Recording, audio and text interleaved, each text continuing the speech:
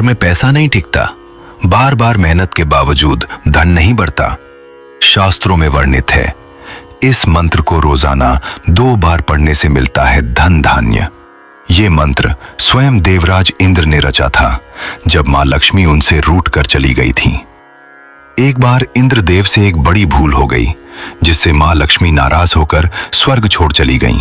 धन, वैभव, समृद्धि सब कुछ धीरे धीरे समाप्त होने लगा। पश्चाताप में डूबे इंद्रदेव ने मां महालक्ष्मी की स्तुति में यह शक्तिशाली मंत्र रचा। भक्ति भाव से, पूरे मन से मां लक्ष्मी प्रसन्न हुई और वापस लौट आईं अपनी संपूर्ण कृपा के साथ। तभी से शास्त्रों में इस मंत्र का पाठ करने के विशेष फल बताए गए हैं।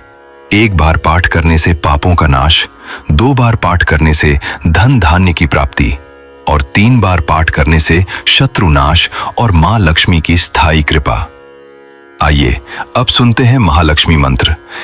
नमस्तेस्तु महामाये श्रीपीठे सुरपूजिते शंखचक्र गदाहस्ते महालक्ष्मी नमोस्तुते।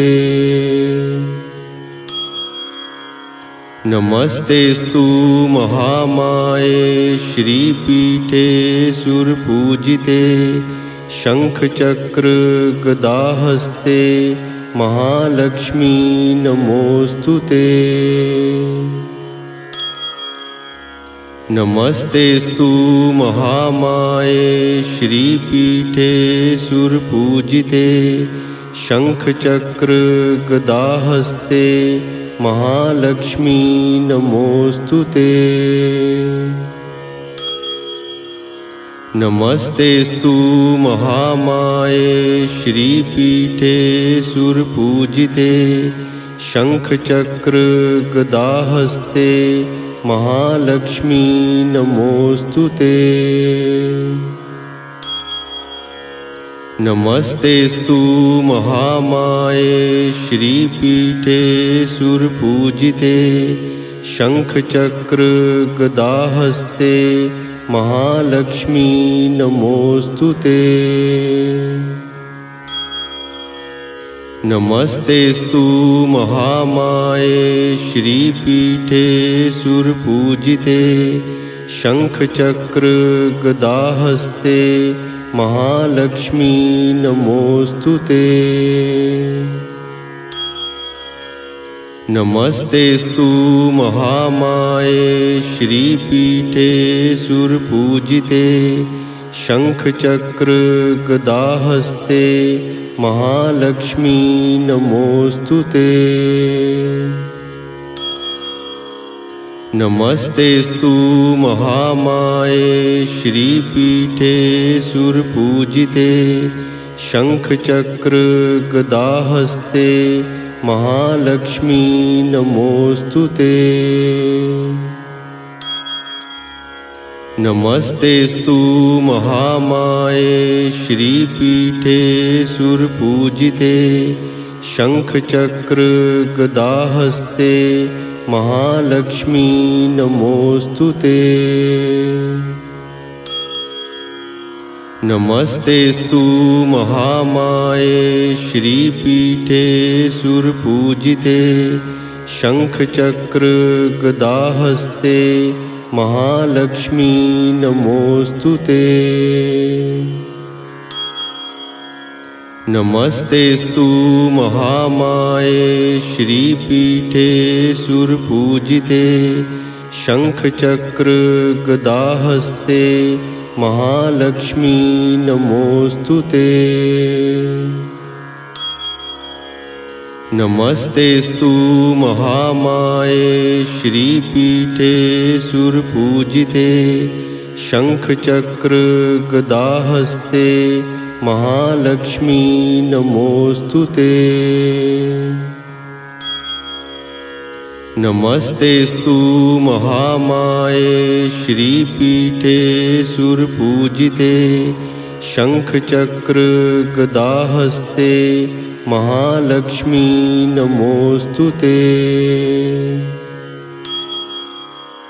नमस्तेस्तु महामाये श्रीपीठे सुरपूजिते शंखचक्र गदाहस्ते महालक्ष्मी नमोस्तुते। नमस्तेस्तु महामाये श्रीपीठे सुरपूजिते शंखचक्र गदाहस्ते महालक्ष्मी नमोस्तुते। नमस्तेस्तु महामाये श्रीपीठे सुरपूजिते शंखचक्र गदाहस्ते महालक्ष्मी नमोस्तुते।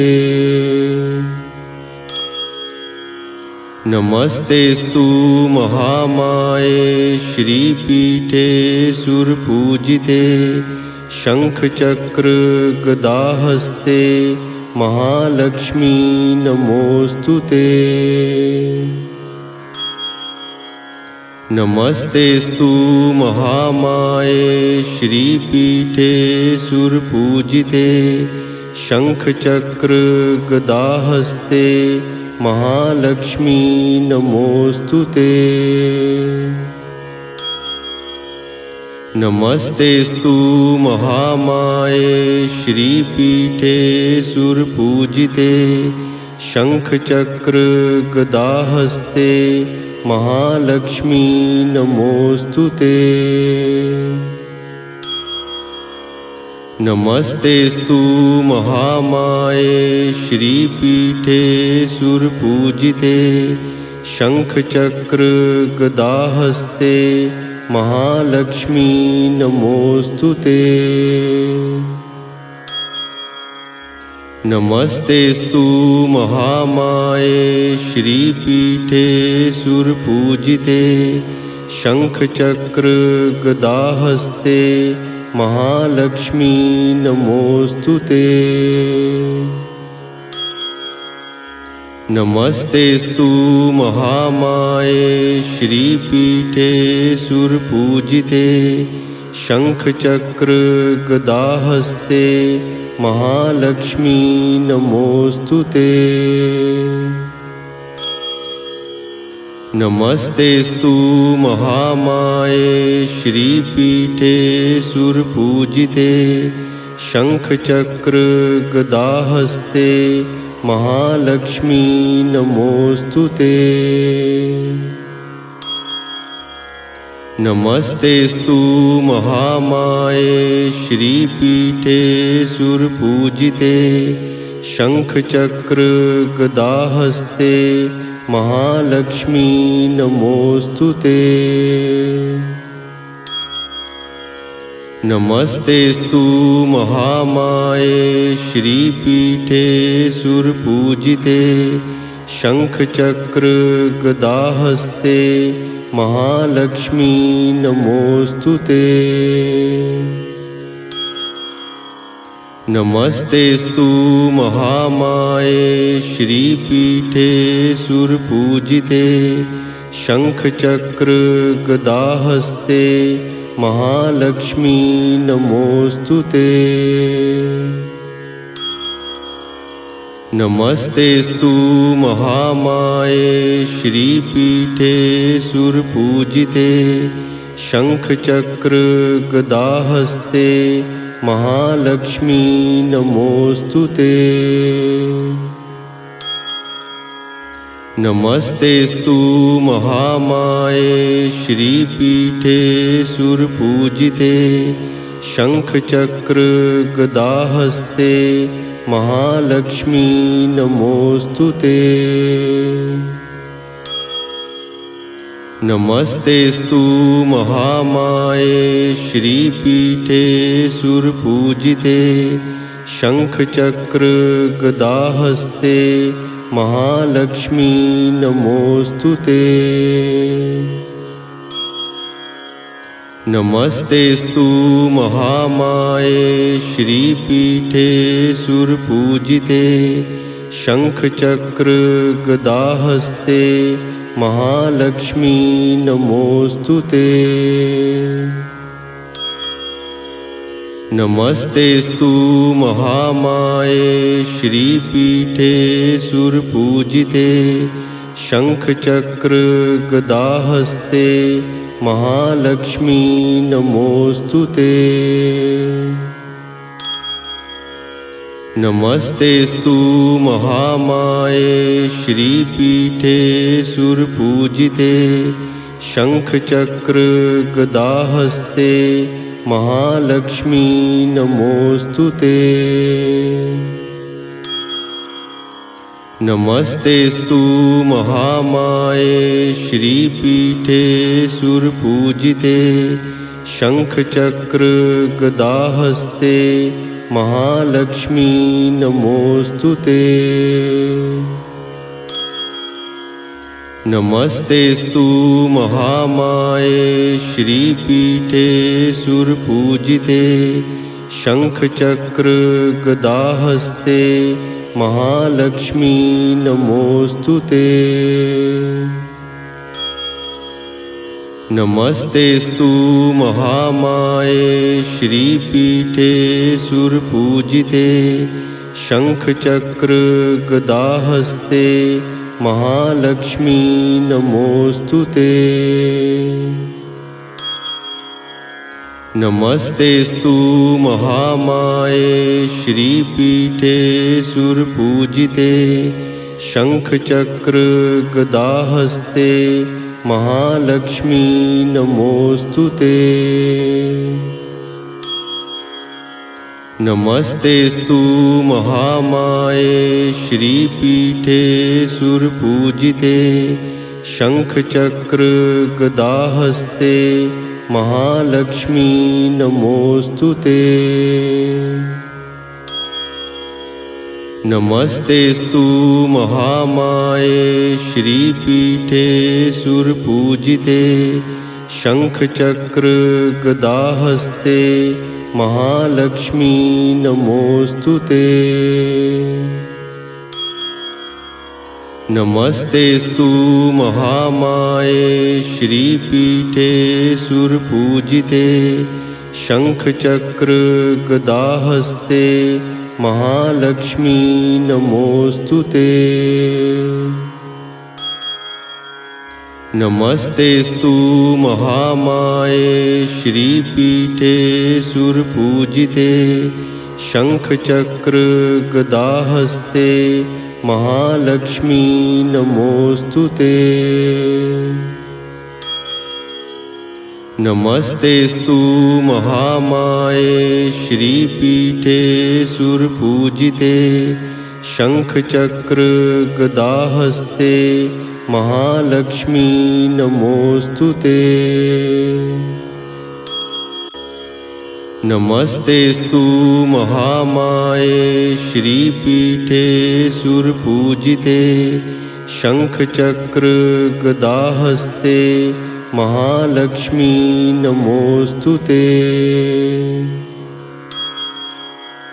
नमस्तेस्तु महामाये श्रीपीठे सुरपूजिते शंखचक्र गदाहस्ते महालक्ष्मी नमोस्तुते। नमस्तेस्तु महामाये श्रीपीठे सुरपूजिते शंखचक्र गदाहस्ते महालक्ष्मी नमोस्तुते। नमस्तेस्तु महामाये श्रीपीठे सुरपूजिते शंखचक्र गदाहस्ते महालक्ष्मी नमोस्तुते। नमस्तेस्तु महामाये श्रीपीठे सुरपूजिते शंखचक्र गदाहस्ते महालक्ष्मी नमोस्तुते। नमस्तेस्तु महामाये श्रीपीठे सुरपूजिते शंखचक्र गदाहस्ते महालक्ष्मी नमोस्तुते। नमस्तेस्तु महामाये श्रीपीठे सुरपूजिते शंखचक्र गदाहस्ते महालक्ष्मी नमोस्तुते। नमस्तेस्तु महामाये श्रीपीठे सुरपूजिते शंखचक्र गदाहस्ते महालक्ष्मी नमोस्तुते। नमस्तेस्तु महामाये श्रीपीठे सुरपूजिते शंखचक्र गदाहस्ते महालक्ष्मी नमोस्तुते। नमस्तेस्तु महामाये श्रीपीठे सुरपूजिते शंखचक्र गदाहस्ते महालक्ष्मी नमोस्तुते। नमस्तेस्तु महामाये श्रीपीठे सुरपूजिते शंखचक्र गदाहस्ते महालक्ष्मी नमोस्तुते। नमस्तेस्तु महामाये श्रीपीठे सुरपूजिते शंखचक्र गदाहस्ते महालक्ष्मी नमोस्तुते। नमस्तेस्तु महामाये श्रीपीठे सुरपूजिते शंखचक्र गदाहस्ते महालक्ष्मी नमोस्तुते। नमस्तेस्तु महामाये श्रीपीठे सुरपूजिते शंखचक्र गदाहस्ते महालक्ष्मी नमोस्तुते। नमस्तेस्तु महामाये श्रीपीठे सुरपूजिते शंखचक्र गदाहस्ते महालक्ष्मी नमोस्तुते। नमस्तेस्तु महामाये श्रीपीठे सुरपूजिते शंखचक्र गदाहस्ते महालक्ष्मी नमोस्तुते। नमस्तेस्तु महामाये श्रीपीठे सुरपूजिते शंखचक्र गदाहस्ते महालक्ष्मी नमोस्तुते। नमस्तेस्तु महामाये श्रीपीठे सुरपूजिते शंखचक्र गदाहस्ते महालक्ष्मी नमोस्तुते। नमस्तेस्तु महामाये श्रीपीठे सुरपूजिते शंखचक्र गदाहस्ते महालक्ष्मी नमोस्तुते। नमस्तेस्तु महामाये श्रीपीठे सुरपूजिते शंखचक्र गदाहस्ते महालक्ष्मी नमोस्तुते। नमस्तेस्तु महामाये श्रीपीठे सुरपूजिते शंखचक्र गदाहस्ते महालक्ष्मी नमोस्तुते। नमस्तेस्तु महामाये श्रीपीठे सुरपूजिते शंखचक्र गदाहस्ते महालक्ष्मी नमोस्तुते। नमस्तेस्तु महामाये श्रीपीठे सुरपूजिते शंखचक्र गदाहस्ते महालक्ष्मी नमोस्तुते। नमस्तेस्तु महामाये श्रीपीठे सुरपूजिते शंखचक्र गदाहस्ते महालक्ष्मी नमोस्तुते। नमस्तेस्तु महामाये श्रीपीठे सुरपूजिते शंखचक्र गदाहस्ते महालक्ष्मी नमोस्तुते। नमस्तेस्तु महामाये श्रीपीठे सुरपूजिते शंखचक्र गदाहस्ते महालक्ष्मी नमोस्तुते। नमस्तेस्तु महामाये श्रीपीठे सुरपूजिते शंखचक्र गदाहस्ते महालक्ष्मी नमोस्तुते। नमस्तेस्तु महामाये श्रीपीठे सुरपूजिते शंखचक्र गदाहस्ते महालक्ष्मी नमोस्तुते।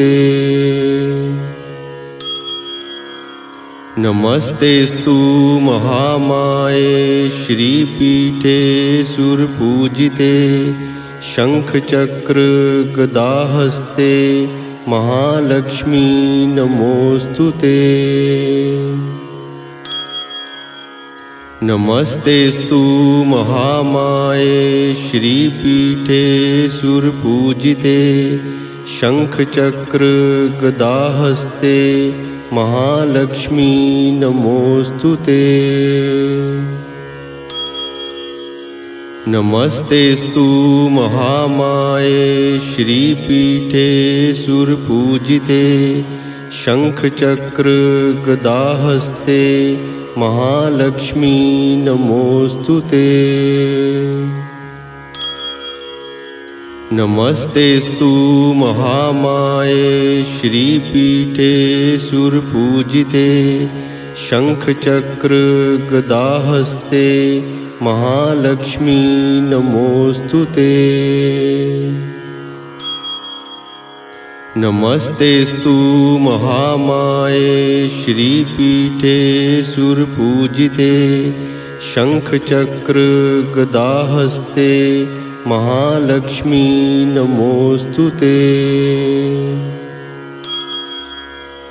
नमस्तेस्तु महामाये श्रीपीठे सुरपूजिते शंखचक्र गदाहस्ते महालक्ष्मी नमोस्तुते। नमस्तेस्तु महामाये श्रीपीठे सुरपूजिते शंखचक्र गदाहस्ते महालक्ष्मी नमोस्तुते। नमस्तेस्तु महामाये श्रीपीठे सुरपूजिते शंखचक्र गदाहस्ते महालक्ष्मी नमोस्तुते। नमस्तेस्तु महामाये श्रीपीठे सुरपूजिते शंखचक्र गदाहस्ते महालक्ष्मी नमोस्तुते। नमस्तेस्तु महामाये श्रीपीठे सुरपूजिते शंखचक्र गदाहस्ते महालक्ष्मी नमोस्तुते। नमस्तेस्तु महामाये श्रीपीठे सुरपूजिते शंखचक्र गदाहस्ते महालक्ष्मी नमोस्तुते। नमस्तेस्तु महामाये श्रीपीठे सुरपूजिते शंखचक्र गदाहस्ते महालक्ष्मी नमोस्तुते। नमस्तेस्तु महामाये श्रीपीठे सुरपूजिते शंखचक्र गदाहस्ते महालक्ष्मी नमोस्तुते। नमस्तेस्तु महामाये श्रीपीठे सुरपूजिते शंखचक्र गदाहस्ते महालक्ष्मी नमोस्तुते। नमस्तेस्तु महामाये श्रीपीठे सुरपूजिते शंखचक्र गदाहस्ते महालक्ष्मी नमोस्तुते। नमस्तेस्तु महामाये श्रीपीठे सुरपूजिते शंखचक्र गदाहस्ते महालक्ष्मी नमोस्तुते। नमस्तेस्तु महामाये श्रीपीठे सुरपूजिते शंखचक्र गदाहस्ते महालक्ष्मी नमोस्तुते। नमस्तेस्तु महामाये श्रीपीठे सुरपूजिते शंखचक्र गदाहस्ते महालक्ष्मी नमोस्तुते। नमस्तेस्तु महामाये श्रीपीठे सुरपूजिते शंखचक्र गदाहस्ते। महालक्ष्मी नमोस्तुते। नमस्तेस्तु महामाये श्रीपीठे सुरपूजिते शंखचक्र गदाहस्ते महालक्ष्मी नमोस्तुते।